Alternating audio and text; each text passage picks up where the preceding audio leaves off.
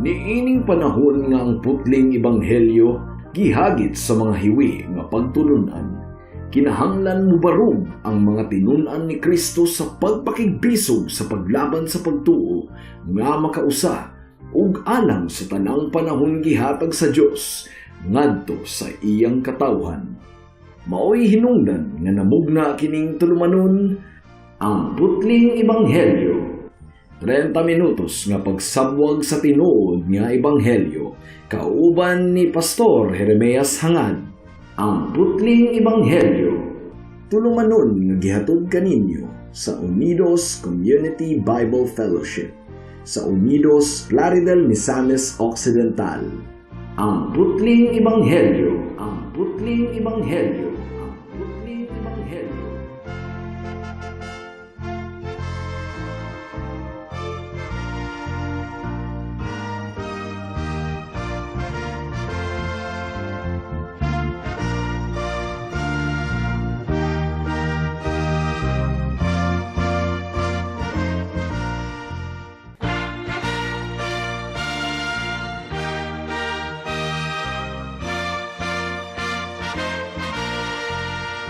There's a royal banner given for display to the soldiers of the King.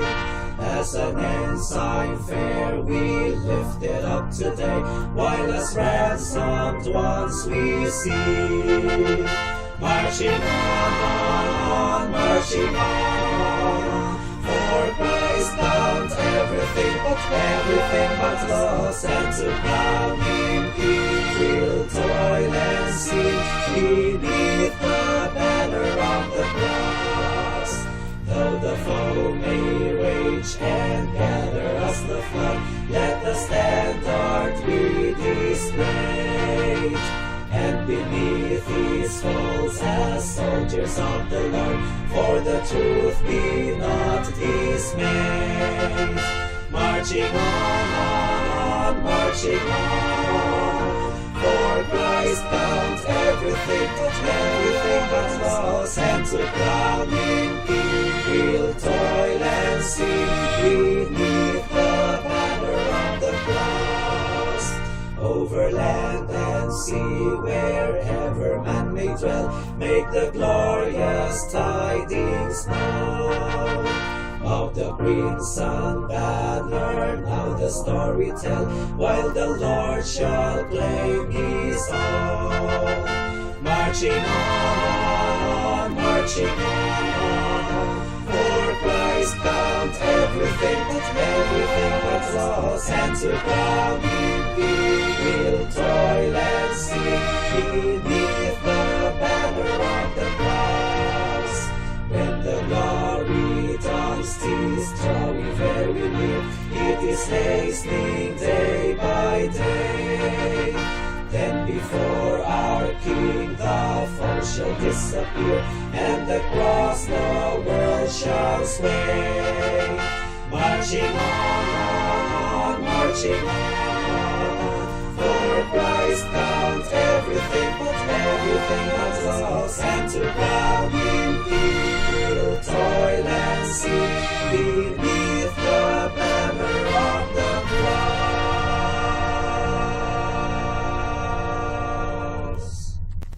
Mayong hapon, Unidos, Plaridel, Calamba, Baliangaw, sa Pangdalaga, Rizal, Lupis Hayna, ug kutob sa tanang gidala sa Ginoo sa pagpaminaw ni ining atong programa nga giuluhan og ang putling ebanghelyo. Sa makausap pa kini ang inyong igsuon og higala sa kahanginan, si Pastor Jeremias Hangad sa Unidos Community Bible Fellowship, dinuyugan sa iglesia nga nag-sponsor ni ining atong programa, ang Salitran Covenant Bible Church sa Dakbayan sa Dasmariñas, probinsya sa Cavite. Sa dili pa kita magsugod mga kaigsuonan, tuguti una ako nga mupaabot sa akong pagpanimbaya sa akong mga classmates sa Liberation Institute sa LI. Murag taud-taud naman kong niad dinhi sa programa sa kahanginan, pero pag nako sila mag-greet bisan og usa ka higayon busa. Mayong hapon kaninyong tanan sa mga classmates nako sa Liberation Institute batch 1997. Ug ako pong gipaabot ang pagpanimbaya sa among mga maestra sa una. sa LI, si Ma'am Sonia Bation, si Ma'am Hanimay Baldomero Paz, ug uban pang mga teachers.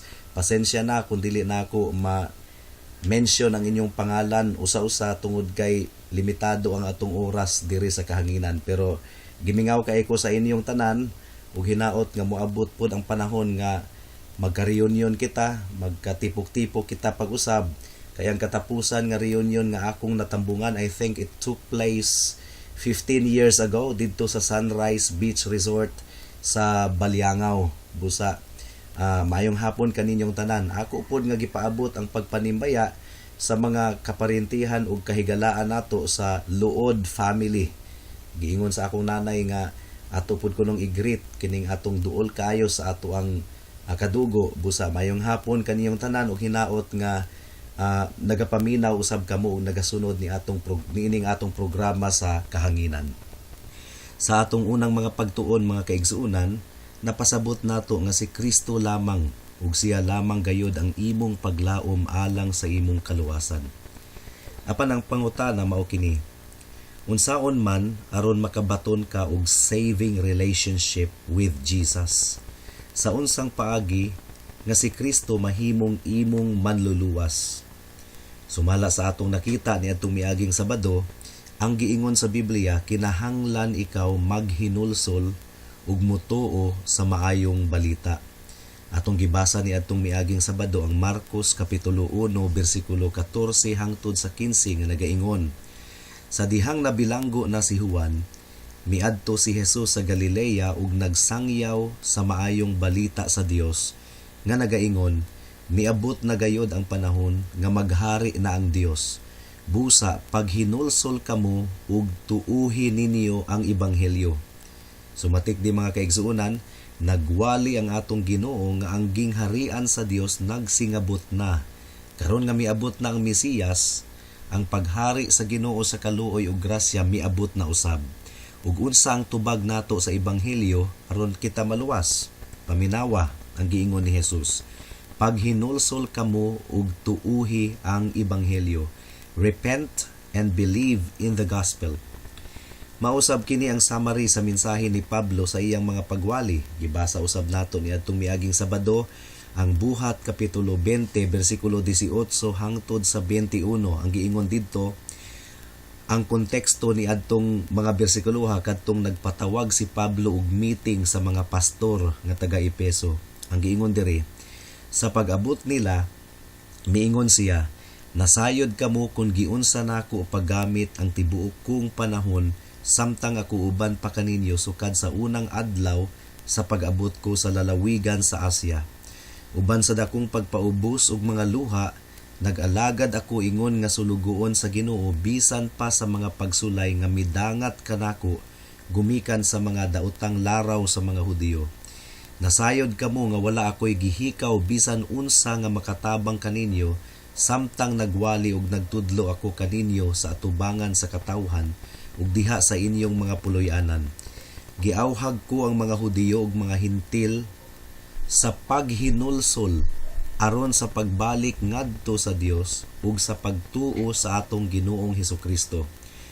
So ang summary sa wali ni Pablo, repentance unto God and faith in the Lord Jesus Christ. Karon kining paghinulsol ug pagtuo mura og mga Siamese twins o kaluha nga nagdikit.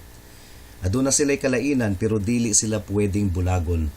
Ang paghinulsol dili pagtuo, ni ang pagtuo paghinulsol, pero dili mahimong maanaa ang usa kun wala ang laing usa. Walay tinuod nga paghinulsol gawas kun adunay tinuod nga pagtuo, ug walay tinuod nga pagtuo gawas kun adunay tinuod nga paghinulsol. Apan unsa ba ang paghinulsol mga kaigsuonan? Ug unsa man usab ang pagtuo? Ni atong miaging Sabado atong gitun-an ang repentance o paghinulsol. Ug isip pag-review, ang repentance o paghinulsol naglangkob sa upat ka butang sumala sa atong pagtuon ni atong miaging semana. Una, kasubo alang sa kasalanan. Ikaduha, ang paghinulsol naglangkob sa pag-angkon ug sa pag-ila sa kasalanan ug pagdawat sa tulubagon niini. Ikatulo, Ang paghinulsol naglangkob sa pagtalikod sa sala ug ang luag nga kabuton nga mabayran kini. Apan ikaupat ug mao kini ang pinakaunod sa paghinulsol, mao ang pag-undang sa atong rebelyon o pagsupak sa Ginoo, ang pagtalikod sa atong kaugalingong lakang ug pamaagi ug ang pagpasakop sa pamaagi sa Ginoo ug sa iyang kabubuton. Mao kana ang tinuod nga paghinulsol. Apan mga kaigsuonan, ang paghinulsol usa lamang kabahin sa atong tubag sa panawagan ni Kristo. Kalakip sa paghinulsol nga dili pwedeng mabulag niini mao ang pagtuo sa atong Ginoong Hesukristo. Remember, the summary message of Jesus Christ is repent and believe in the gospel, and the same is also true with the Apostle Paul. Repentance unto God and faith in the Lord Jesus Christ.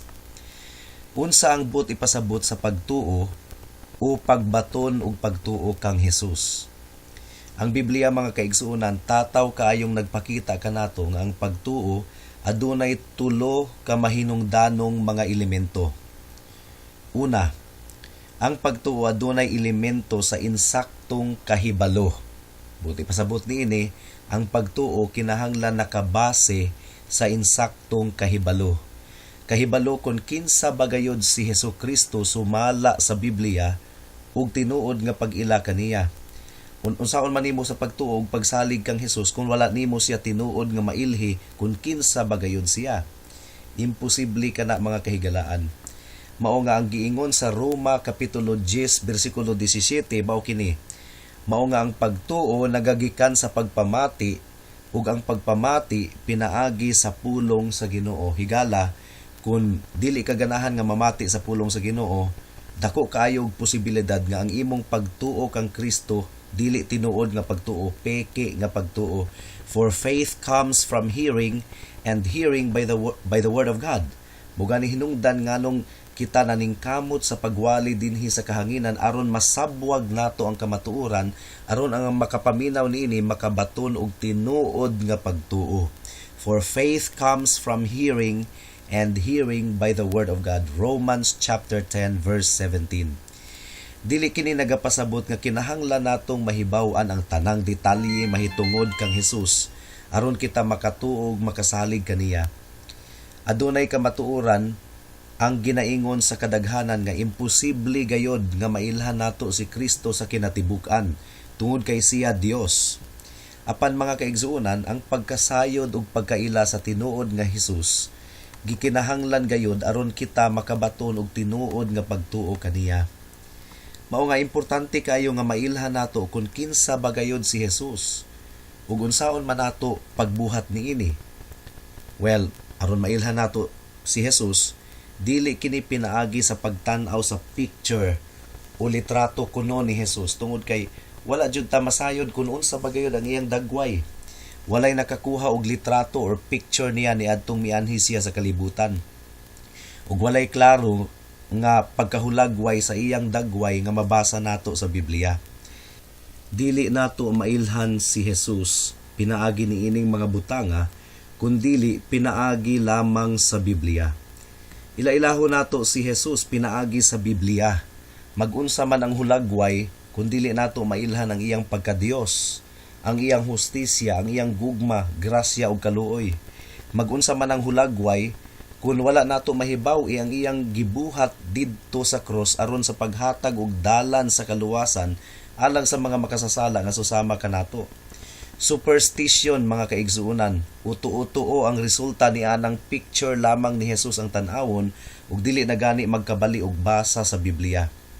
Gawas pa ni ana, klaro kaayo ang ikaduhang sugo nga nagaingon kanato nga ginadili ang paghimo og hulagway o hinulma nga larawan alang sa Ginoo.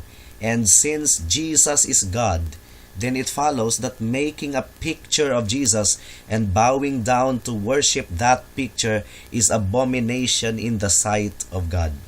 Usbon ko mga kaigsuonan, dili nato mailhan si Hesus pinaagi niining mga butanga kundili pinaagi lamang sa Biblia. Ila-ilaho nato si Hesus pinaagi sa Biblia.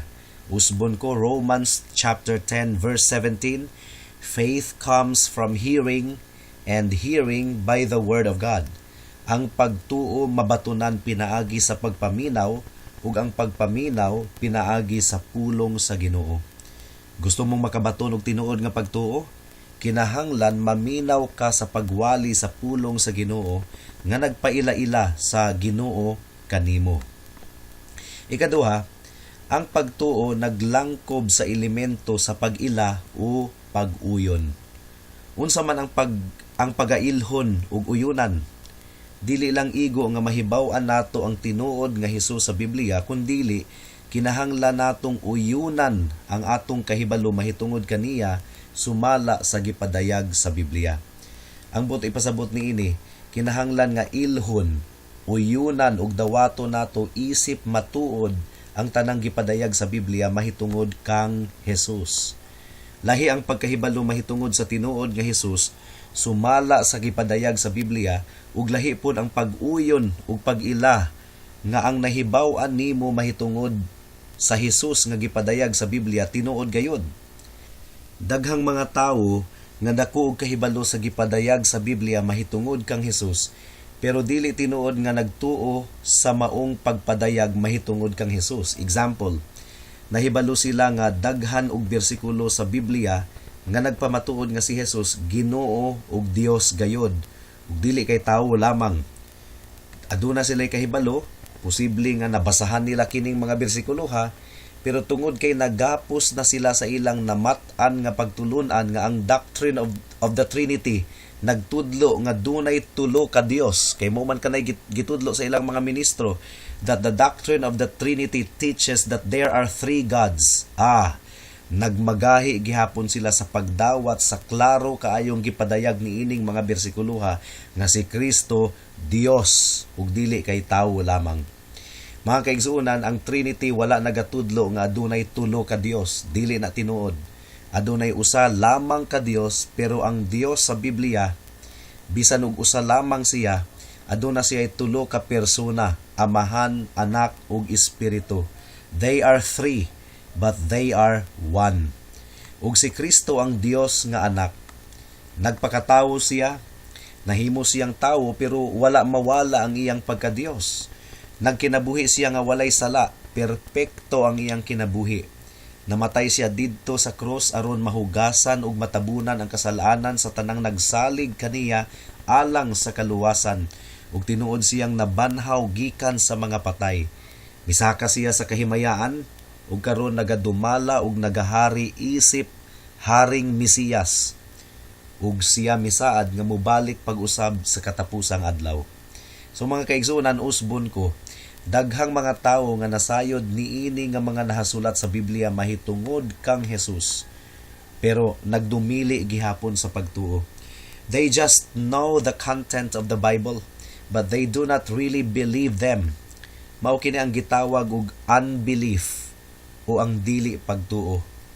Kung ang usa ka tawo moingon nga nagatuo siya kang Hesus apan dili mo dawat sa giingon sa Biblia mahitungod kang Hesus, usa ka na ka contradiction o panagsumpaki. Kung kinsa man na siya nga gituuhan ni anang tawhana, dili na siya ang tinuod nga Hesus, peke na nga Hesus o Dios o idolo. Kana nga Hesus sa ilang imahinasyon. Ang giingon sa John chapter 8 verse 24, ang giingon diri, kay kung dili kamo motuo nga ako mao, mamatay kamo sa inyong mga kasalanan. Ang buti pasabot ni ini mga kahigalaan, kung dili kamo motuo nga si Kristo, maudyod sumala sa iyang giingon nga mao siya, mamatay kamo sa inyong mga kasalanan. So mao kadto ang ikaduhang elemento sa pagtuo. Ang una, ang pagtuo nagabase sa tinuod nga kahibalo. Ikaduha, ang pagtuo nagabase usab sa pag-uyon sa maong kahibalo. Ug ang ikatulo, ang pagtuo nagalangkob usab sa elemento sa pagsalig sa Hesus sa Biblia. Mao gayud kini ang principal nga hulagway sa pagtuo, ang pagsalig sa Hesus sa Biblia. Unsa man ang buti pasabot sa pagsalig kang Hesus? Ang pagsalig kang Hesus mao ang pagbalhin sa imong pagsalig gikan sa imong kaugalingon o sa mga butang nga hinimo ngadto kang Hesus ug kang Hesus lamang alang sa kaluwasan. Undangin na og salig ang imong kaugalingon, undangin na og salig ang imong kaugalingon alang sa imong kaluwasan tungod kay dili ka makaluwas sa imong kaugalingon. Ibalhin ang imong pagsalig ngadto kang Hesus tungod kay siya lamang ang bugtong Dios ug manluluwas sa mga makasasala nga susama kanato. Mao ka nang tinuod nga pagsalig. Transfer your confidence and reliance away from yourself or any other created thing to Jesus and Jesus alone for salvation. And to be more specific mga kahigalaan, ang pagsalig kang Hesus mao ang una, ang pagsalig kaniya nga ang iyang sakripisyo didto sa krus sa Kalbaryo maura gayud ang bugto nga sakripisyo nga imong gikinahanglan aron mahugasan ang imong kasalanan. Daghang mga tawo nga ilang pasakitan ang ilang kaugalingon, magpenitensya sila inig mahal nga adlaw aron kuno mabawas-bawasan or makuha-kuhaan ang ilang kasalanan. Wala na ilaing sakripisyo nga gikinahanglan aron mahugasan totally ang imong mga salaigsuon kundili ang sakripisyo lamang ni Kristo didto sa krus sa Kalbaryo. Ikaduha, ang pagsalig kang Hesus mao ang pagsalig kaniya nga ang iyang pagkamatarong maura gayod ang pagkamatarong nga imong gikinahanglan aron isipon ka nga tulid ug matarong atubangan sa Ginoo. Ikatulo, ang pagsalig kang Hesus mao ang pagsalig kaniya nga ang iyang gahom maura gayod ang gahom nga imong gikinahanglan aron makahimo ikaw sa pagkinabuhi nga balaan at tubangan sa Dios ug aron mabanhaw ug mausab o matransform ang imong patay nga lawas gikan sa lubnganan. Ayaw og saligi ang imong paghinulsol nga mura og makahugas kini sa imong mga kasalanan ug makapalit sa pabor sa Ginoo. Kinahanglan nga musalig ikaw kang Kristo ug kang Kristo lamang alang sa imong kaluwasan. Karon mao kini ang lain pang anggulo sa saving response to the gospel. Utubag sa panawagan sa ebanghelyo nga naghatag og kaluwasan, ang pagtuo sa atong Ginoong Hesukristo. Kung wala kining maong pagtuo, walay tinuod nga paghinulsol. Apan kung walay paghinulsol, wala po'y tinuod nga pagtuo. Kining duha dili pwedeng mabulag. Mao nga kung gusto nimong maangkon si Hesus ingon nga imong manluluwas, nan mao kini ang gikinahanglan nimong buhaton. Kinahanglan nga maghinulsol ikaw sa imong mga kasalanan ug musalig kang Kristo ug kang Kristo lamang alang sa imong kaluwasan. Ang bisan unsang tubag nga nakulang ni ining paghinulsol ug pagtuo, dili gayud makahatag kanimo og kaluwasan. Adunay mga tawo nga moingon nga nagsalig sila kang Hesus aron muluwas kanila, pero dili lang kang Hesus kundi sa ilang maayong binuhatan pod. Mga kahigalaan, dili gusto sa Ginoo nga aduna siya'y karibal. For example, kung molingkod ka sa usa ka bangko, kung dili nimo ibutang ang kinatibuk-an sa imong timbang ug kabug-aton sa maong bangko, wala gayud kay pagsalig sa maong bangko. Sa susamang paagi, kung dili nimo ibutang ang kinatibuk-an mong pagsalig kang Kristo ug kang Kristo lamang alang sa imong kaluwasan, tungod kay duna pa kay lain pang gisaligan, wala gayud kay tinuod nga pagsalig kang Kristo. Nakabasa ang Ginoo sa imong kasing-kasing, nabasahan sa Ginoo ang imong kasing-kasing kung tinuod ba gayud ikaw nga nagsalig kaniya. Dili siya mailad tungod kay nasayod siya sa tanang sulod sa atong kasing-kasing ug hunahuna. Aduna po'y mga tawo nga ilang gidugang ang bautismo sa formula sa kaluwasan. Faith plus baptism equals salvation. Tinuod ba kini? Well, mga kaigsunan, do not get me wrong. Sugo sa Ginoo ang water baptism. In fact, it is a public declaration that we have already surrendered our lives to Christ. Ug tungod kay sugo man kini, kinahanglan nato kining buhaton. Pero ang bautismo walay labot sa kaluwasan, seremonyas ra kana. Niadtong nagtudlo pa ako sa Mindanao State University, adunay usa ka estudyante nga depressive or kanang dunay tendency nga maghikog. Doon naman siya ay subject nga nabagsak pero gusto na jud niyang mo graduate. Pero bagsak man jud siya. Dili na jud mainat pa.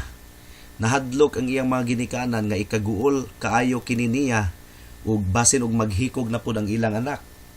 Ang gibuhat nila, ilang gipatahian og tuga, ilang gipapaso gihapon sa graduation as if appeal siya sa mga mo graduate. Pero seremonyas lang to mga kaigsuunan. Bisan pa og naka-appeal siya sa seremonya sa graduation, ang kamatuoran nagpabilin nga wala gayod siya naka-graduate. Sa susamang paagi, bisan pagkapila ka bautismuhan, seremonyas ra kana, kung wala gayod ikaw nagsalig kang Kristo o kang Kristo lamang alang sa imong kaluwasan, dili gayod ikaw maluwas. Baptism symbolizes your union with Christ but it doesn't have any saving power. Si Kristo lamang gayod ang bugtong Dios ug manluluwas. Ang kaluwasan grasya lamang nga maangkon nimo pinaagi sa pagtuo kang Kristo. Pero ang pagtuo nga walay paghinulsol sa mga kasalanan, dili tinuod nga pagtuo. Well mga kaigsuunan, ang hinaot ako nga ang balaang espiritu mitandog sa imong kasing-kasing karon. Hinaot nga ipakita sa Ginoo kanimo ang kabug-aton sa imong kasalanan aron ikaw makabaton og dakong kakulba ug kahadlok. Pero hinaot usab nga ipakita sa Ginoo kanimo karon ang kadako sa iyang grasya ug kaluoy diha kang Kristo aron ikaw magdali-dali og dangup ug salig kang Kristo ug kang Kristo lamang sa imong kaluwasan. Ang giingon ni Kristo sa Juan kapitulo 6 bersikulo 37, ang tanang muduol kanako dili ko gayod isalikway. Mao nga ayaw na paglanglangan igsuon, duol kang Hesus karon dayon aron maangkon nimo ang tinuod nga kaluwasan. Diri na lang kita taman tungod kay wala na kitay lain pang oras nga nahabilin. Sa makausapa, giimbitar ko kamo sa pagtambong sa atong panagtigom sa panagsimba sa Unidos Community Bible Fellowship sa panimalay ni Winstro hangad sa Unidos Plaridel ugma sa alas 2 sa hapon. Daghang salamat.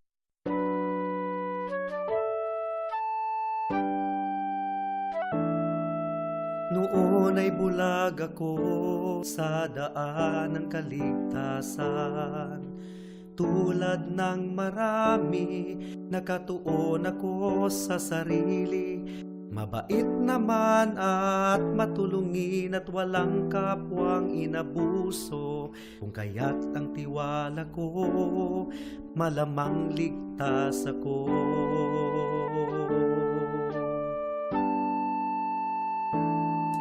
Ngunit ang isipan ko'y binuksan ng Panginoon. Bigat ng kasalanan ko'y pinakita niya sa akin. Dagdag pa ang aking puso, likas na sa Diyos ay umaayaw. Kung kaya't ako'y nabahala sa aking kaluluwa.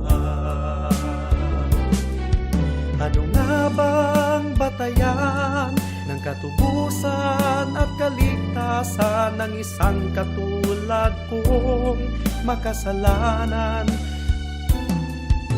Ngayon ay batid ko na ako'y walang magagawa upang ituwid ang aking kaluluwa. Sa harapan ng Diyos, ako'y tumawag kay Jesus at nagtiwala ng lubos sa kanyang kapatawaran at awang puspos. Siya lang ang manunubos pagkat siya'y namatay sa krus. Dahil sa aking kasalanan, ang sumpa sa kanya'y binuhos.